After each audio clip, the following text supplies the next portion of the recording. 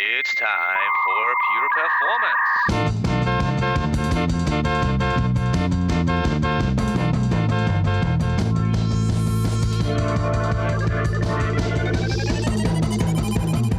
Get your stopwatches ready. It's time for Pure Performance with Andy Grabner and Brian Wilson.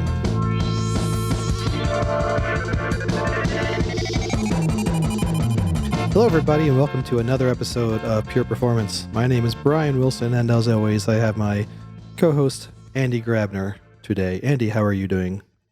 I'm really good. You're so polite all of a sudden. You made some terrible jokes earlier about me, and what's wrong? What's happened? Why are you polite all of a sudden? It's repentance. I feel bad. Okay. You know?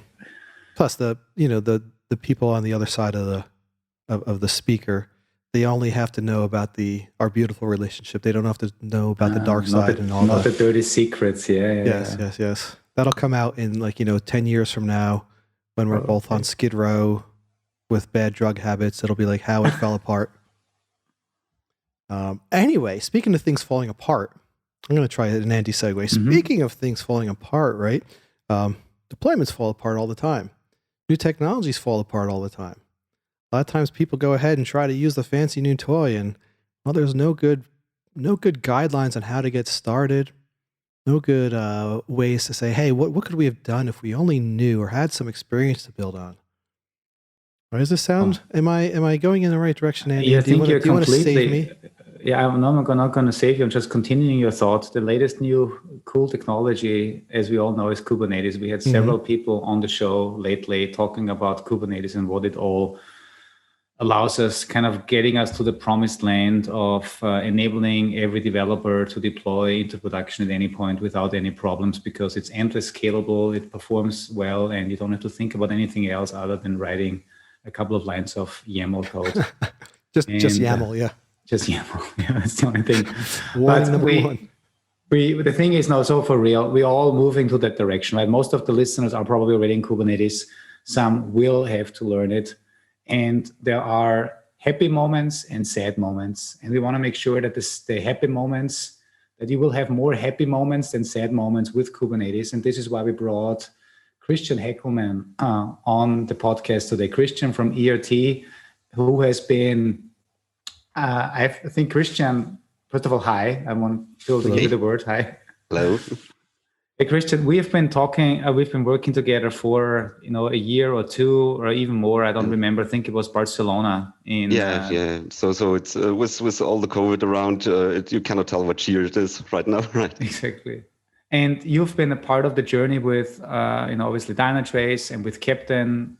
But what really today is not about Captain, it's not about Dynatrace. It's really about your experience and your work that you're doing in adopting Kubernetes for the company you work for, and the things you've learned, the things you love, the things you don't like so much, things you would have wished you would have known before you get started. And you did a great presentation, which we're probably going to share. You titled it "How Not to Start with Kubernetes." A lot of great wisdom, a lot of great memes in there. And it's more kind of a comic book. It's which makes it more enjoyable to learn and work with Kubernetes, right? Yep. But in all seriousness, before we get started, Christian, can you give us a little background to yourself, because people can then better relate on who are you, where did you come from, especially professionally, so that they know how why you're actually transitioning over to Kubernetes and what you're doing right now with Kubernetes. First of all, my current position is a DevOps engineer at ERT.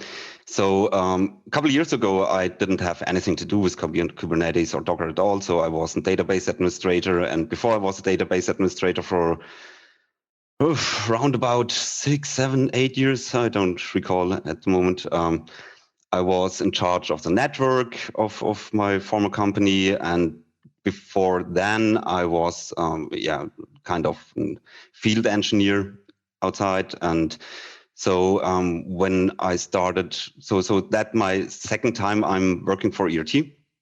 And when I started at ERT, we didn't have any Kubernetes, any Docker environments or something like that. We were deploying our services via Puppet or on IaaS with web deploy, etc. And I think it was 3 years ago or something like that. It was Kubernetes 1.9 back in the days. We started to, having a POC because one of our architects were asking us, so, hey, do you want to start building something Kubernetes because we want to utilize this as a microservice platform and so on. But there were also competitors there on the market like Docker Swarm at this time and Mesos, for instance, and we did that comparison.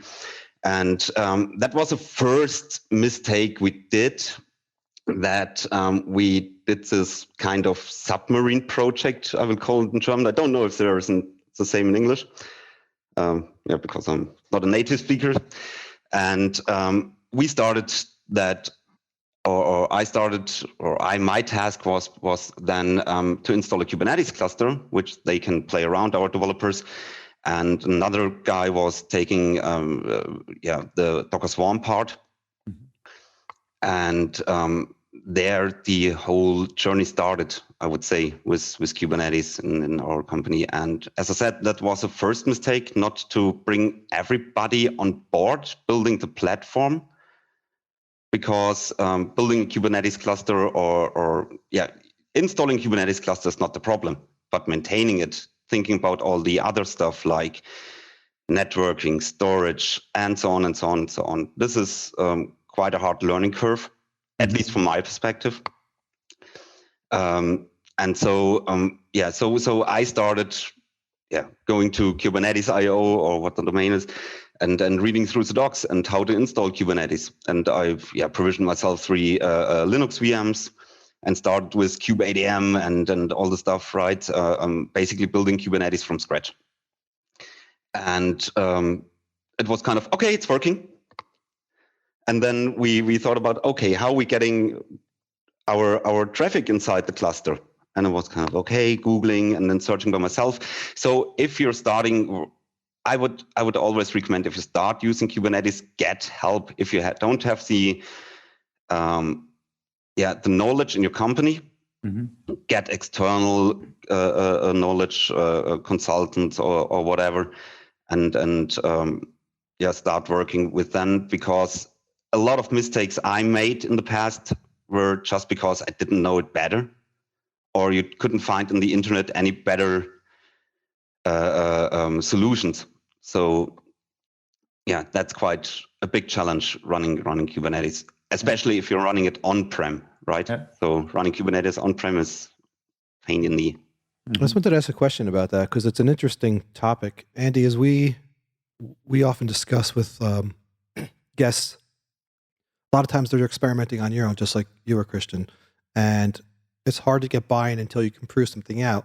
So what you just proposed there about getting external help, if it's paid, is sort of one of those chicken and the egg problems, because how are you going to get budget to get external help if you haven't proven something out, maybe haven't even gotten buy-in yet from your management? Obviously, we've always seen success cases on migrations have been with upper management buy-in. But if you're doing this from the ground up in the submarine project, how would you recommend somebody goes about? Are there free external resources that you're aware of? I know you mentioned something about the internet at this point now, as opposed to when you started. Are there some resources people can leverage that they wouldn't necessarily have to go to a paid level yet that they can start at? Or how would someone tackle that from your point of view, Christian? So when you're using, or when you want to deploy Kubernetes, there are great provisioners. So tools you can use to start with, and which will give you the ability to spin up a Kubernetes cluster, quite stable one, without the deep knowledge. Like I stumbled across Rancher, which is an open source project, but even though they're buying, or you can buy from them professional support as well. But if you want to provision some clusters, they have a quite good documentation on how to do stuff,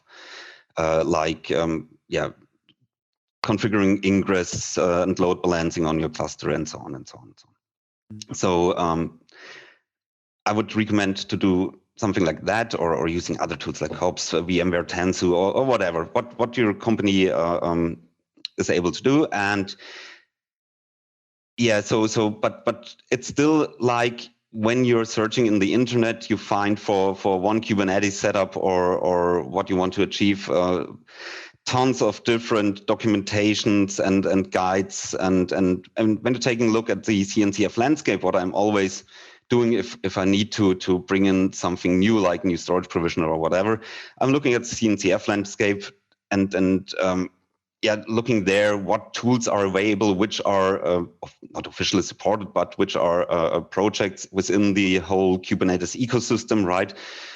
Not relying on some weird GitHub repos with some scripts in it. That's basically what I can tell the people. And even though if you're starting with your Kubernetes, you have to think about what kind of workload you want to run on your cluster. Mm-hmm. Right, it's not only here building a cluster and then shifting everything from your big monolith into a container and then throw it into the cluster. I think this will make you not happy to operate the cluster, right? Because you will find a lot of side effects here and there. One of the resources that I found recently it's called TechWorld with Nana. She is an amazing YouTuber on technology topics. She's actually in Austria. She's from Vienna. And I reached out to her, and Brian, we may have her on one of the upcoming podcasts, hopefully once she has time. But she did an amazing set of tutorials, and she has like several 100,000 views on these tutorials. So a lot of them are free. Most of them are obviously free on YouTube, giving you like a 4 hours or an 8 hours course on Kubernetes, getting started with it. So I suggest folks will add the link to this as well.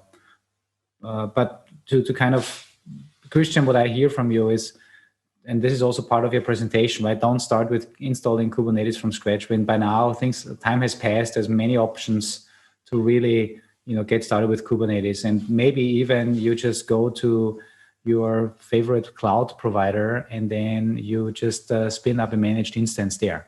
Right? Yeah, absolutely. So, but even though if you're starting on a Kubernetes cluster, if it's a GCP or an EKS cluster or what it's called in Alibaba Cloud, I don't know. I would say if you only have to support one kind of application, or your company is really small and you don't have any a lot of dependencies across your environment, like services needs to talk with services on your on-prem environment and a lot of routing and so on, then spinning up an EKS cluster it's really easy, right? But as soon as you have to connect all the services with your legacy applications and so on, then you still need to figure out, okay, how I'm sizing my VPCs, how I'm doing routing there, how I'm doing security, and then all of the stuff you need to think about.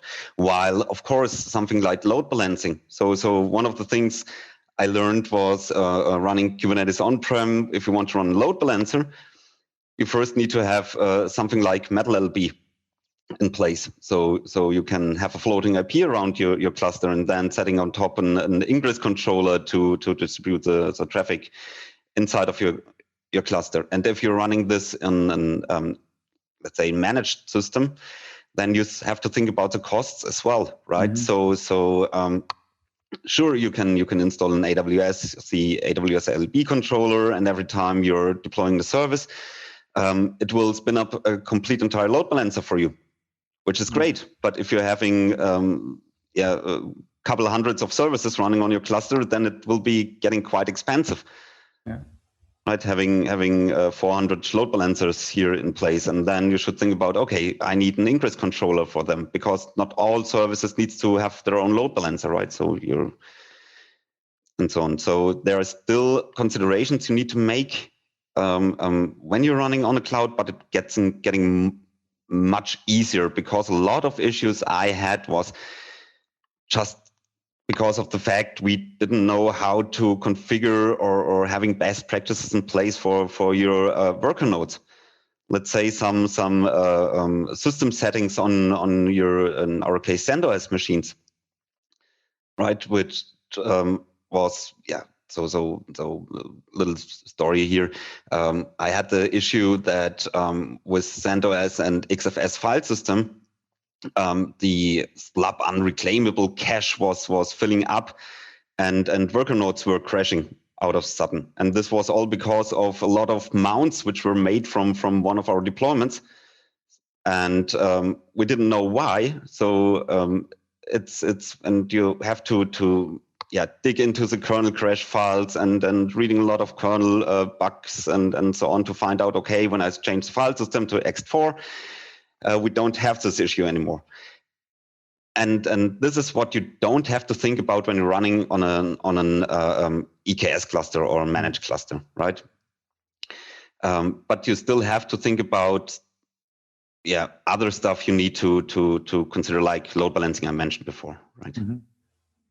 Yeah, so I mean, you bring up a lot of points that I didn't run through into each of those because I'm not as deep down into the weeds and having to provision and manage these Kubernetes clusters for a whole organization, but just for the work we've been doing with Captain, where we have been, providing different ways to stand up Kubernetes clusters, whether we give people instructions on how to use EKS and AKS or something like that, that's kind of easy. But then people are not familiar with Kubernetes and maybe they want to run it on a K3S, as you know, right? We've been using keys or micro Kubernetes.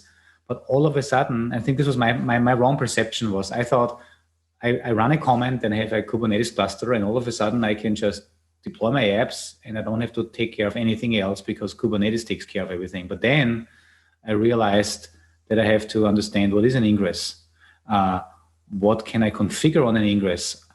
The topmost question I get now on the Captain Slack channel is how can I make sure that my ingress is exposing my services to the outside world with SSL, with TLS.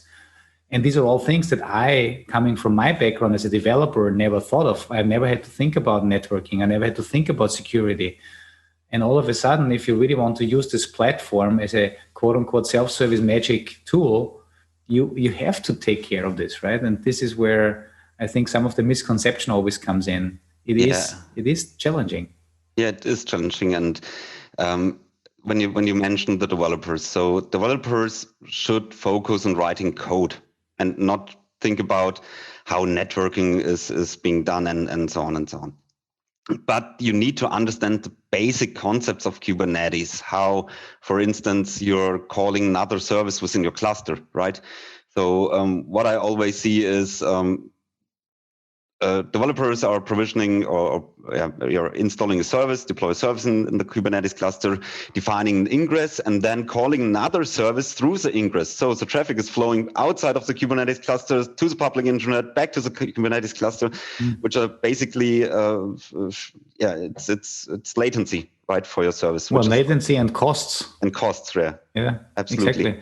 And I also had no clue about, right? I mean, again, when I started, and now a year and a half into it, I think I completely agree with you. Next time when I would start with something like this, I take the time and sit down and go through documentation, some training, because you can avoid a lot of basic mistakes like exactly this. And you are not aware of these mistakes, or like that, you talked about the load balancers. If I spin up an EKS and I just say load balancer ingress, that's awesome. And everything works fine. And then you get the bill at the end of the month. Yeah. Exactly. And also other mistakes. So there's one slide in my presentation where I'm is this Oprah meme with everybody gets admin, right? Mm-hmm. This was in the beginning. I hadn't had a clue about RBAC and all the security stuff in Kubernetes. That was something I learned afterwards, after developers deleted entire namespaces and environment-based namespaces, not application namespaces, even environment namespaces, and how to prevent stuff like that, or how to, let's say, if you forget in your ingress annotation, in our case, the host field, it will create an asterisk, a wildcard ingress for you. So out of sudden, every traffic was routed to the one deployment, and every other was yelling, "What's happening? When I'm calling my URL, I'm getting the other service, right?" And so this was, I could mitigate this using the Open Policy Agent, for instance. but also RBAC you need to think about, and don't give everybody admin access on the server, right? So yeah, because you would also not give everybody full access to all your production servers all the time. Yeah, absolutely. And I think this is the challenging, again, this is kind of the balance. We all preach, at least, in the work I do, we preach about autonomy. We preach about how can we give everybody more responsibility, but still giving them enough guardrails so that they cannot make mistakes. And I think this is the challenging thing now with Kubernetes also to find out. It's a great platform if you use it right, but also it's such a huge platform that not everybody should have access to everything, but you have to have a basic knowledge, and you have to figure out what makes sense to give into the hands of certain people and what doesn't make sense. Where do you need to provide some processes using tools like continuous delivery tools that can then automate certain things, right? Yeah. And, a big part is documentation. To have documentation for the developers in place, to have templates in place they can reuse. Like I created a Helm template, for instance, which was basically covering most of our deployments, and doing stuff like preventing stuff like accidentally exposing the service to the internet when it's not needs to be exposed to the internet, right? Or setting resource limits by default on the deployment. Because what I've seen, or this was also a big learning thing for me, that dealing with resource limits and requests in Kubernetes. So on our first cluster, I was always wondering, okay, why is node is exploding? Why it's not working anymore? What is happening there? And then I figured out, okay, so the pods are utilizing too much space or whatever, too much memory. Java applications are quite memory consumption very high, right? So what I did is, first of all, setting resource limits on namespaces. So they cannot overutilize the RAM or CPUs, and also building this into our template, so this will be not forgotten anymore when they're deploying something, right? And stuff like that. So documentation, trainings for the developers when they want to start using Kubernetes, because building a Docker image is quite easy. Deploying something to Kubernetes is quite easy, but does it always make sense? Is the other question, right? Yeah, that's actually a good one. So is Kubernetes necessarily by default the right choice for any type of app, or might it be better to think about other platforms in the future? Or like, I don't know, it could be that you're just deploying a container on an ECS or Fargate, or maybe it's serverless is better, or maybe it's just an old-fashioned VM and you just run it somewhere. Yeah, my the best example I have here is websites, static websites. So why you should deploy a static website as a container or deployment in Kubernetes when you can put it into a S3 bucket and you're good to go, right? That's running container is costing. Do you run regular training sessions? Like, how does this work? Do you do regular training sessions, or do you wish to have regular training sessions with developers, or how does this work? Yeah, so from time to time, when I'm seeing there is something popping up like, hey, we want to deploy something to Kubernetes, then I'm reviewing the application or what they are doing there, giving guidance, having training. It depends on the knowledge of the developers. But in the end, it all comes to governance, that when somebody is writing new service, that architect should look into it, should decide, okay, it doesn't make sense to run it on Kubernetes. I'm not using Kubernetes only because you can spin up an environment very fast and without having to tell anybody else, right? Because what I've seen when we started using Kubernetes, that every developer was throwing its application into a container and on the cluster, because they don't need to go over the and I don't know, the hurdle. The hurdle, yeah, whatever. So I'm German, so I apologize. To create a merge request in our Puppet Hira configuration, right? So and they used to Kubernetes to bypass this.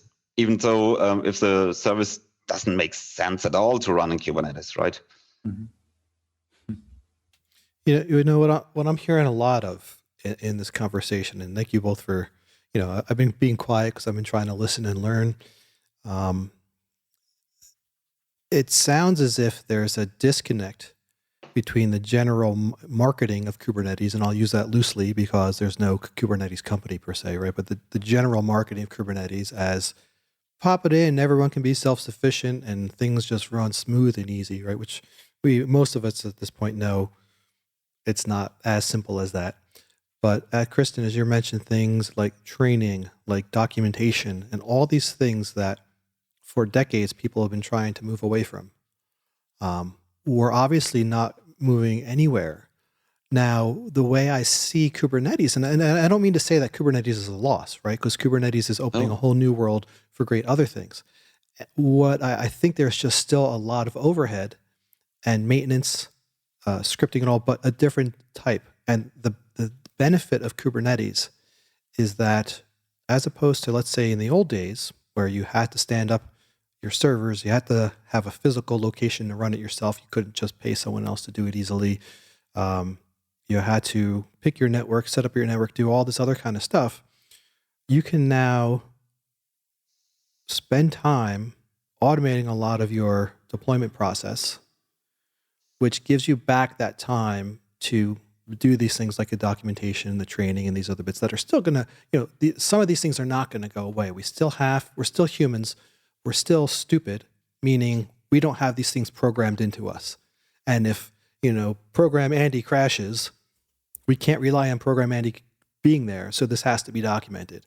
So I guess what I'm trying to say in a long-winded way is that while not all the things that we all hate about traditional setups goes away, the critical functions still remain. Yet, because of the advancements in technologies, this gives us the ability to automate and push past a lot of these other things that we would normally have to do in tandem with the documentation and everything else. So it's not a net loss. It's still a net win. But I think most people have to come to the realization that this is not some magic fairyland where, if we think back to Cloud Foundry, the idea is, here's my code. I forget what the haiku was, Andy. Here's my code. Deploy it. I don't care where. Yeah, exactly. That's you still have a whole team of people maintaining that Cloud Foundry thing, but at least for the developer on that side, it's a bit more abstracted. Here, as you're saying, there are a lot of things you still have to know and learn. And I guess just bursting the bubble that it's not just plug and play. Did plug and play ever come to fruition? Remember way back when plug and play came on, or am I dating myself?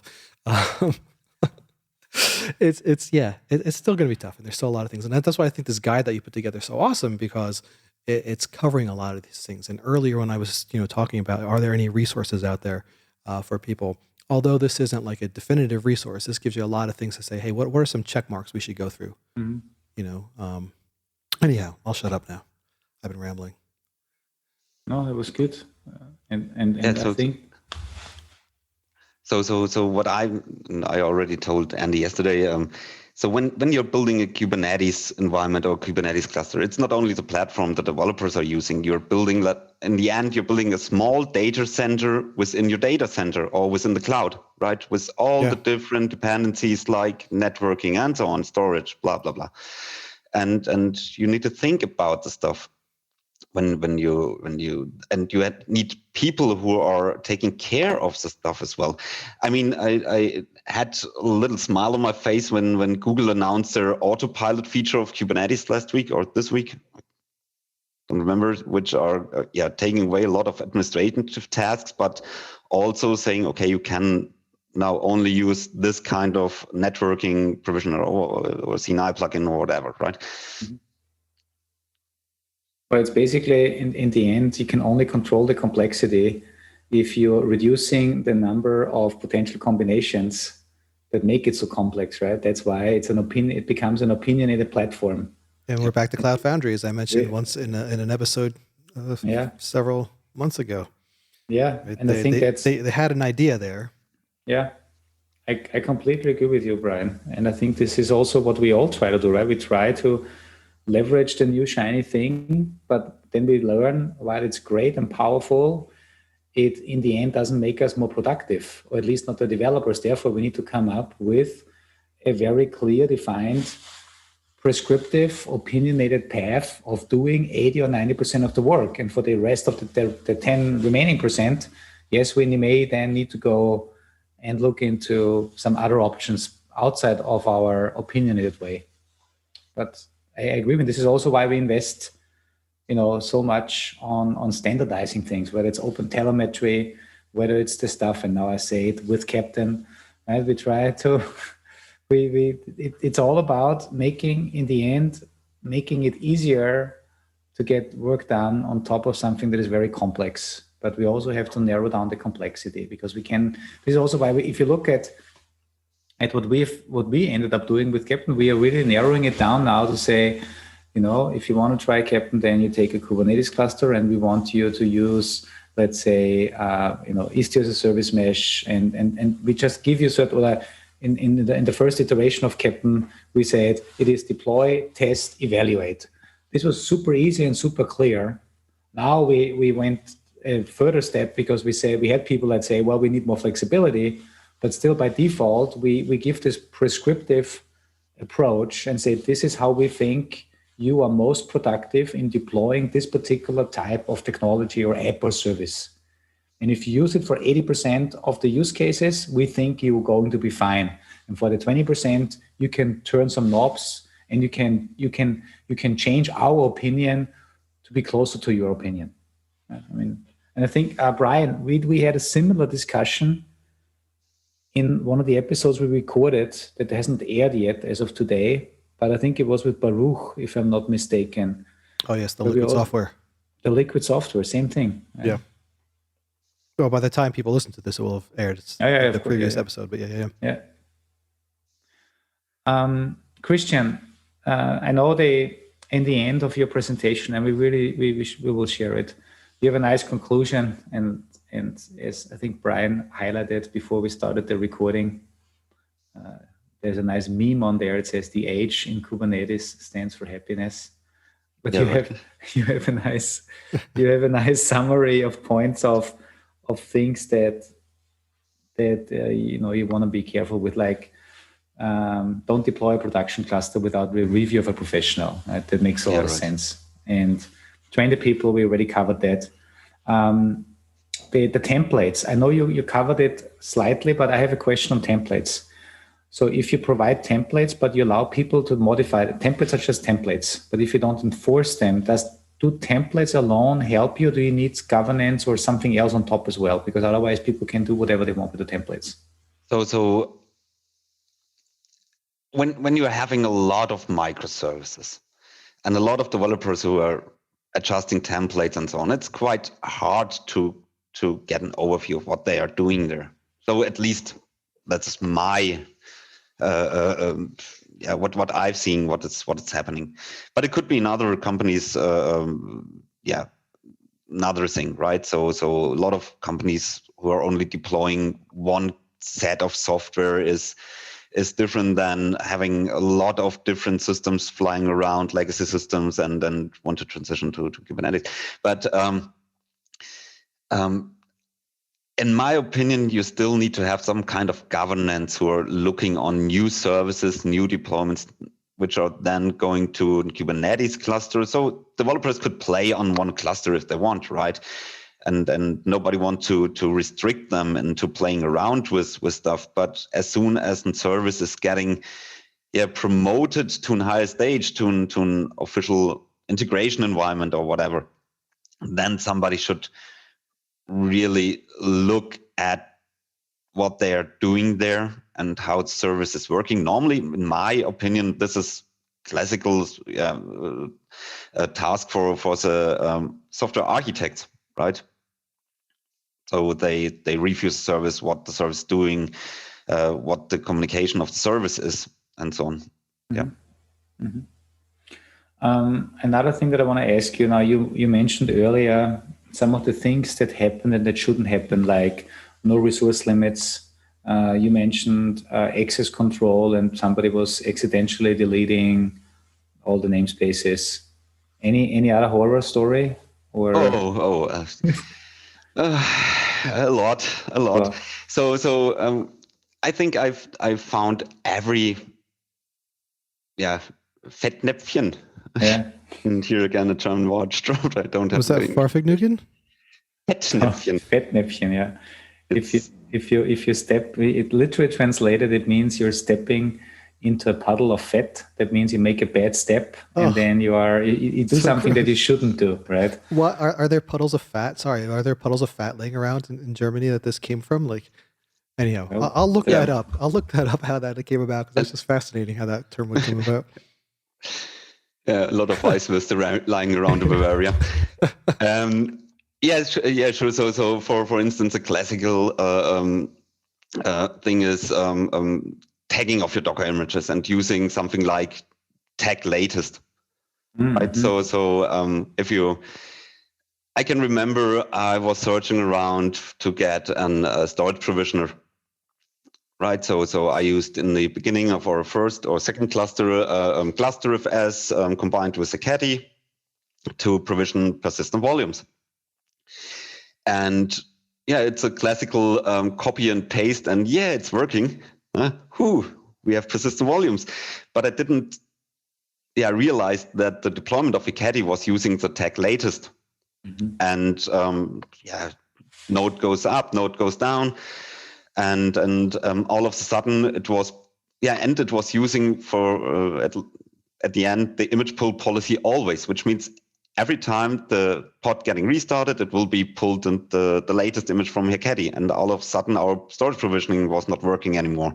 And it was kind of, okay, what's going on here? And then you have to dig into the problem and, okay, why it's not working anymore, and so on and so on. And even developers were using, for instance, a heavily used image, it's Alpine, and they're using Alpine latest. And I can remember in Barcelona at the Perform, on one day, there was an vulnerability found in the Alpine image for, I don't know, empty root password or something like that. And they updated the Alpine image. And I was getting pinged by everyone in our company, or a lot of people kind of, hey, my service isn't working anymore in Kubernetes. Kubernetes down, help, world is on fire. And I was kind of, but your pod isn't working at all, right? It's,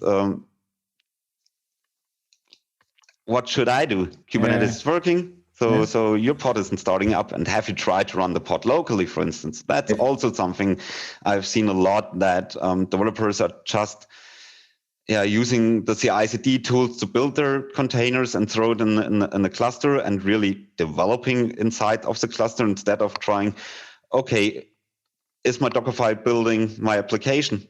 So I have a lot of tickets regarding, hey, my deployment isn't working. Yeah, but your Dockerfile could not be built. So try it locally, fix it locally, or then you can avoid this turnaround times for fixing stuff like that. And especially because then you become the bottleneck, and you deal with things that you shouldn't deal with, because these are basic things that should be checked beforehand. Absolutely. Absolutely. Yeah. I mean, for the latest, latest tag, isn't that something where OPA comes in, the Open Policy Agent, that can be used for that, to validate like no latest is used? Yeah, sure. And I think it should be possible with OPA, or how it's pronounced in English. I don't know. Open Policy Agent. OPA. OPA. And OPA is German and means grandfather. Yeah. Yes, my mom had a friend who's what was the grandmother? Her German. Yeah, Oma. Yep. I knew this from that, but I forgot what it was. I just know I heard it. So I'm just pretending to be cool with you guys. Yeah, but I have a question of the Christian. Do you also say Oma and Opa, or do you say Großvater and Großmutter? I'm saying Oma, Opa. Okay. But it depends on the region in Germany. Yeah, same here, I guess. Oma and Opa is very Austrian or everywhere, I think, but... As you know, I'm a little bit Austrian. Yeah. It's funny because when I know this total sidetrack, but when I was Yeah. But I just have to say this because a lot of times there'll be music that I like, and I always want to go to Andy with it, but I'm like, no, it's German, it's not Austrian.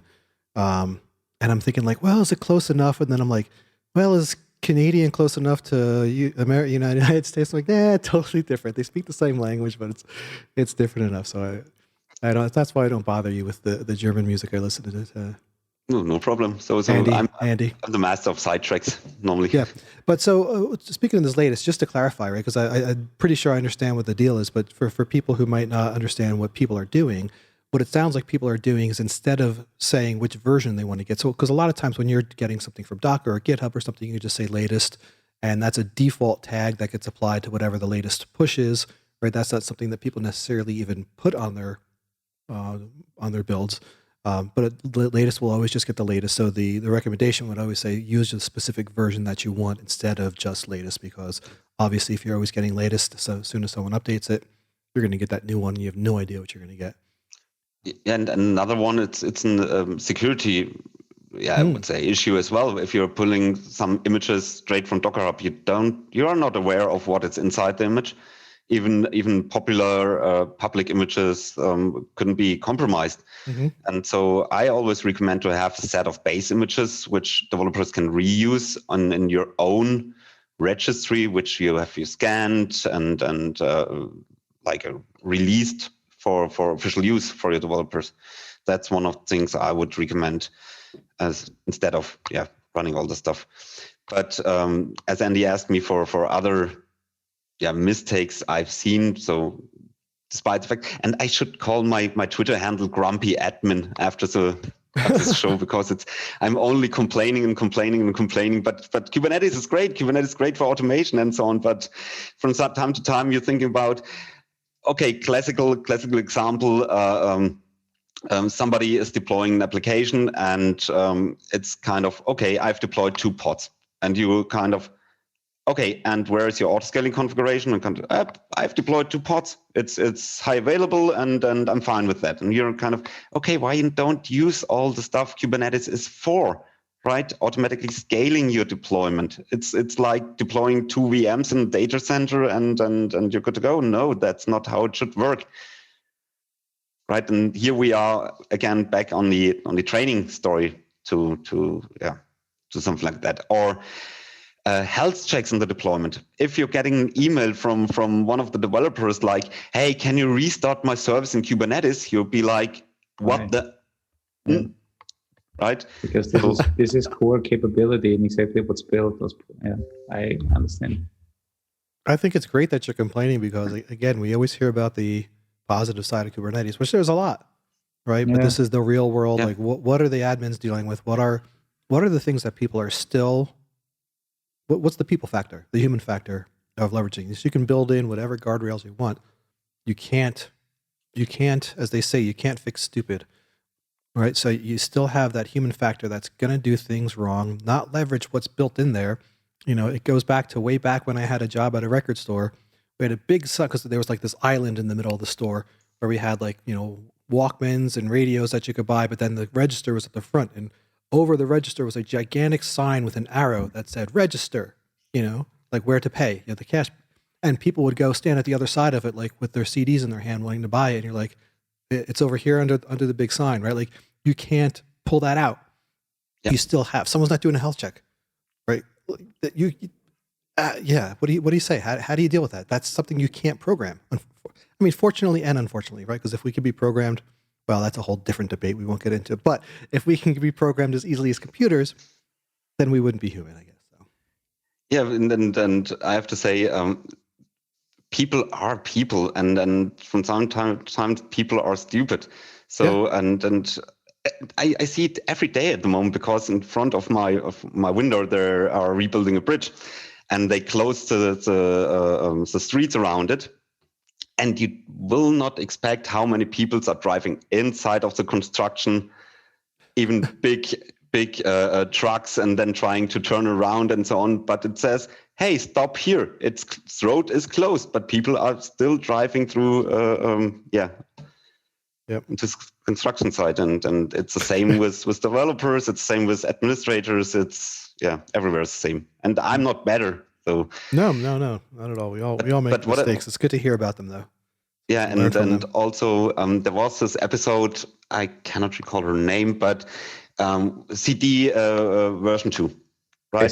Tracy Reagan. And this is cool. There are a lot of cool concepts, and I got her point when she said, okay, we only need one, or that people are thinking we only need one big Kubernetes environment and throw everything, every I don't know, development, integration, or production pre-prod environment into one Kubernetes cluster. But as Andreas mentioned in this episode, how do you validate if you want to, I don't know, upgrade your storage provisioner inside the cluster? If you want to upgrade your ingress controller in the cluster, that it will work. So these are central components of your Kubernetes.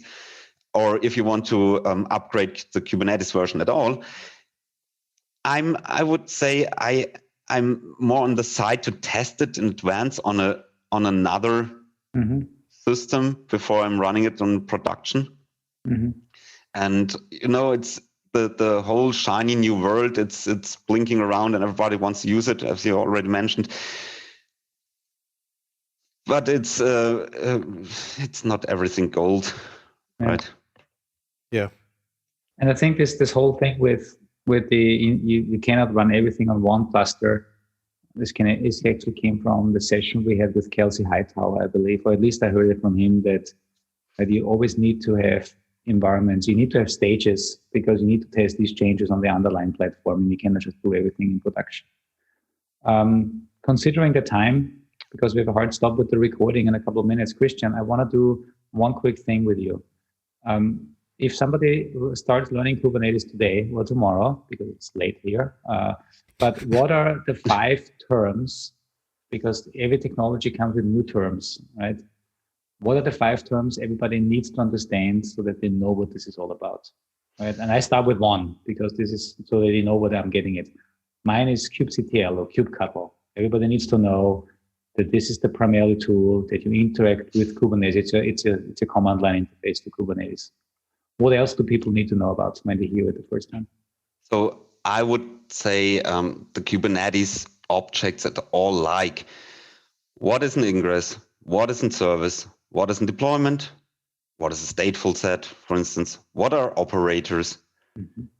So it's a basic terminology, and also how in a Kubernetes cluster you can traffic is flowing around. So how to reach other services, for instance, over the internal DNS, like here, you know what I mean. Yeah, this is what I would recommend at least that the people are, the people knows about, right? And as you said, kubectl, and also how to monitor their their deployments. So well, that's you easy. cannot deploy one agent, one agent operator. Woo! And I have to say, this was one of the biggest things I was so when it comes to monitoring, and I saw that Dynatrace released the one agent, I was really happy about it, because before it was kind of how to use Prometheus, what kind of metrics do I need to pull from the API server, whatever. And with one agent, it's perfect. Good to hear. Can I throw another question? Not a question, but like to this idea, Andy, that you're bringing up there. Now, again, I'm only in theory, right? I'm on this pre-sale side. I'm not dealing with this in real life. But based on conversations we've had with, let's say, Kelsey and some others, right? Would it also be a good idea for anybody moving into Kubernetes to be able to answer why they're using Kubernetes? Like in 1 or 2 paragraphs or less, why are you using Kubernetes? And if they can't answer that, don't start, maybe. I mean, that's a little extreme, but... And I think this is actually a great point at the end of Christian's presentation, the last point. Think about on how you want to deploy your apps before you start using Kubernetes. So think about this first, so not the reverse, but really before you even get started, answer that question. Yeah, it's like I said before, you have to think about what workload you want to run on Kubernetes, what you want to achieve, what do you think is the advantage you want to utilize from Kubernetes to run this workload on, right? All right, Brian, I know we'll have a hard stop. That's why I think we want to kind of conclude here. And Christian, it was a pleasure having you. I know this is not going to be the last. I know we also have a lot of other things planned. We will be speaking at the Red Hat Summit and Red Hat podcast. They've also invited us, so that's going to be great. I know you are, I always keep telling you, start saying no at some point because you have a lot of work to do in your regular life, but I'm still happy that you often say yes to when we ask you. So thank you so much. You're welcome. You're welcome. And it's a pleasure to be on a show where people like Kesley Hightower and so on were guests as well. So. Yeah. But do you have a pair of sneakers yet? That's the big question. And not from the Perform 2021. I have my pair of sneakers from 2020. So you at least have a pair. Okay. I was just going to say, Andy. But I'm also wearing, and the podcast listeners will not see it, but we can take a screenshot. You've got the nice Dynatrace socks. As an employee, I got the crummier ones. I got the $2 version. You have it? Yeah, I got it. Oh. Those are awesome. All right. Well, thank you very, very much, Christian. Do you have any social media you want people to follow? LinkedIn, Twitter, anything that you're spouting off all of your brilliant observations, or do you have LinkedIn? Well, I have a Twitter account with a very professional Twitter handle. It's called @Wurstsalat. At what a lot? Wurstsalat, sausage salad in German. Oh, that's great.